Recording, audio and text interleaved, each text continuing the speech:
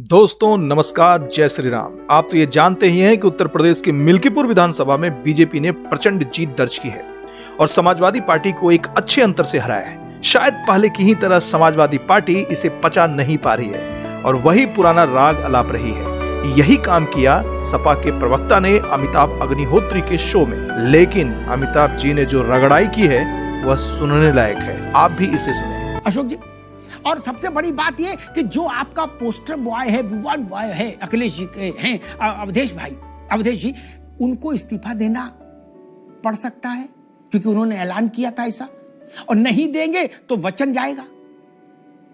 इधर कुआं उधर खाई। अशोक जी देखिए, वचन, पहले तो मैं अपने भाजपा के मित्र को जीत की बधाई देता हूं, साथी प्रवक्ता को, और आपके सवालों पर आता हूं जी कि वचन जाएगा कि नहीं जाएगा। मुझे याद आ रहा है 8 नवंबर 2016 का दिन, जिस दिन डिमोनेटाइजेशन का घोषणा माननीय मोदी जी ने किया था, और ये भी वचन दिया था उन्होंने पब्लिक को, अभी भी आर्काइव में पड़ा होगा, कि 40 दिन के बाद मित्रों, अगर इस देश में काला धन आना न बंद हुआ, कमर आतंकवादियों की कमर न टूट गई, ये तमाम वादे किए थे, नहीं हुआ तो 40 दिन बाद मुझे बुला लेना, किसी चौराहे पे फांसी लगा देना। वादा नहीं पूरा किया। अवधेश जी से बहुत बड़े नेता है मोदी जी, इसमें देश के सबसे बड़े नेता है, तो जितने बड़े नेता, पहले तो उनको अपना वचन पूरी करना चाहिए। अच्छा, दूसरी बात आते हैं मिल्कीपुर पे।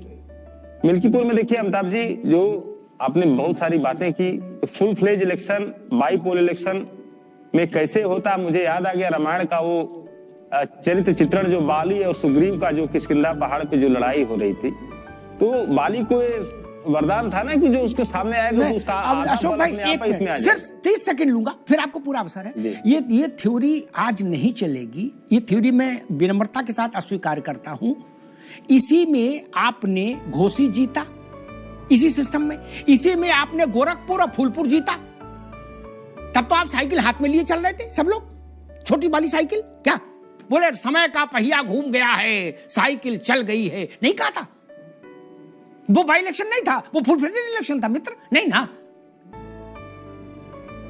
कहा था ना, माला पहनी थी ना, तो मिल्कीपुर की पराजय को सीधे सीधे स्वीकार करने का साहस क्यों नहीं दिखा रहे? अगर राजनीति करनी है तो जय पराजय में भागने से कैसे काम चलेगा अशोक भाई? नहीं, आपने गोरखपुर में अपनी जीत का सेहरा लिया था, फूलपुर में लिया था ना?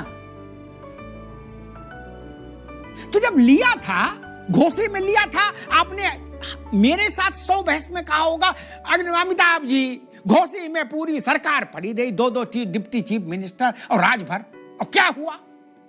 नहीं कहा था? वो बाई इलेक्शन नहीं था, वो फुल फ्लेज इलेक्शन था मित्र, नहीं ना? कहा था ना, माला पहनी थी ना, तो मिल्कीपुर की पराजय को सीधे सीधे स्वीकार करने का साहस क्यों नहीं दिखा रहे? अगर राजनीति करनी है तो जय पराजय में भागने से कैसे काम चलेगा अशोक भाई? नहीं, आपने गोरखपुर में अपनी जीत का सेहरा लिया था, फूलपुर में लिया था ना? तो जब लिया था, घोसी में लिया था, आपने मेरे साथ 100 बहस में कहा होगा, अमिताभ जी, घोसी में पूरी सरकार पड़ी रही, 2 डिप्टी चीफ मिनिस्टर और राजभर, और क्या हुआ? हाँ, सच बात थी। तो आज मिल्कीपुर पे मान लेना चाहिए, क्या समस्या है? काहे लड़ाई नहीं? कड़वा कड़वा तू और मीठा मीठा का घोसी जीते तो बोले हम थे ही इतने पराक्रमी, ये मिल्कीपुर हार गए 61,000 से। अरे बोले झूठे चुनाव है, ये झूठा चुनाव है। अशोक जी नहीं, देखिए अमिताभ